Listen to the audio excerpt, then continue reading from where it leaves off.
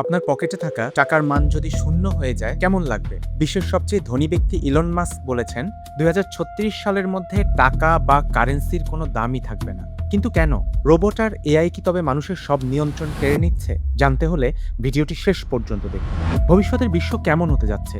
সম্প্রতি দ্য ইকোনমিস্টের পডকাস্টে অংশ নিয়ে স্পেসএক্সের প্রতিষ্ঠাতা ইলন মাস্ক এমন এক সত্য তুলে ধরেছেন যা শুনলে যে কোনো মানুষের গা শিউরে উঠবে। তিনি ইকোনমিস্টের প্রধান সম্পাদক জেনি মিন্টন বেরসোকে সরাসরি প্রশ্ন করেন, টাকা দিয়ে আপনি আসলে কি করতে চান? খাবার, বাসস্থান, যাতায়াত কিংবা বিনোদনের মতো পণ্য বা সেবা কিনতেই তো টাকার দরকার, তাই নয় কি? মাস্কের যুক্তি হলো, যদি আগামী 10 বছরের মধ্যে কৃত্রিম বুদ্ধিমত্তা এবং রোবট মানুষের চেয়ে বহুগুণ বেশি সেবা ও পণ্য উৎপাদন করতে পারে, তবে টাকার প্রয়োজনটা কোথায় থাকবে?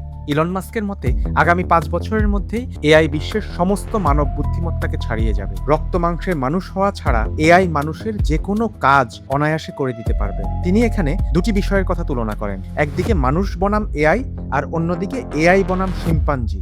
মানুষ দিন দিন এআই এর উপর এতটাই নির্ভর হয়ে পড়বে যে তারা নিজস্ব চিন্তা শক্তি হারিয়ে ফেলবে। অনেকটা শিম্পাঞ্জির মতো অবস্থা হবে মানুষের। তখন সিদ্ধান্ত নেওয়ার ক্ষমতা আর মানুষের হাতে থাকবে না, বরং এআই নির্ধারণ করবে সবকিছু। তবে টাকা যদি উঠে যায় তবে তার বিকল্প মুদ্রা হিসেবে কি ব্যবহৃত হবে সে বিষয়ে মাস্ক স্পষ্ট করে কিছু বলেননি। কিন্তু তিনি একটি কথা মেনে নিয়েছেন, যদি এআই ও রোবোটিক্সের এই অবিশ্বাস্য গতি থামানোর কোনো উপায় থাকতো তাহলে আমরা সম্ভবত কখনোই সেটাতে চাপ দিতাম না। এই কথা শুধু ইলন মাস্ক একা নন, ওপেন এআই এর সহ-প্রতিষ্ঠাতা স্যাম অল্টম্যানও একই ধরনের সতর্কবার্তা দিয়েছেন। তার মতে, আমরা ইতিমধ্যে সিঙ্গুলারিটি বা প্রযুক্তির একক আধিপত্যের যুগে প্রবেশ করেছি, যেখানে এআই মডেলগুলো সাধারণ মানুষের বুদ্ধিমত্তাকে অতিক্রম করে গেছে। গুগল ডিপ মাইন্ডের প্রধান জেমিস হাসাবিসো প্রযুক্তির এই অতিরিক্ত আধিপত্য নিয়ে উদ্বেগ প্রকাশ করেছেন।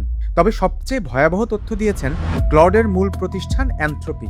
তারা জানিয়েছে আধুনিক এআই মডেলগুলো এখন মানুষের যে কোনো হস্তক্ষেপ ছাড়াই নিজেদের উন্নত সংস্করণ ডিজাইন করতে পারছে। এমনকি যদি কোনো সিস্টেম এদেরকে বন্ধ করে দেওয়ার চেষ্টা করা হয় তবে এআই তা নিজেই প্রতিরোধ করতে শিখে গেছে। অর্থাৎ কৃত্রিম বুদ্ধিমত্তা এখন আর কোনো কাল্পনিক বিষয় নয়, বরং বাস্তবের এক চ্যালেঞ্জ। যদি রোবটরাই সব কাজ করে দেয় এবং প্রযুক্তির এই জোয়ার থামানো না যায় তবে 2036 সালে আমাদের অর্থনীতি এবং জীবনযাত্রা কেমন হবে সেটিই এখন বড় প্রশ্ন।